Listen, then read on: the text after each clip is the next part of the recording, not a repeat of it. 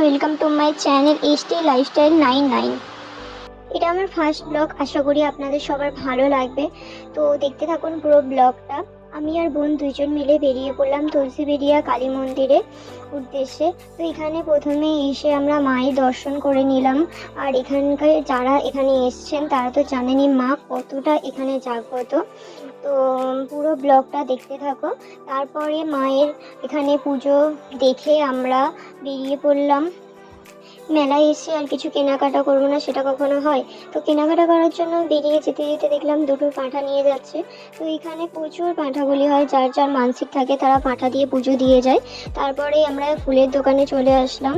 ফুলের দোকানে ফুলগুলো দেখছিলাম, বেশ ভালোই লাগছিল, ফুলও নিয়েছি।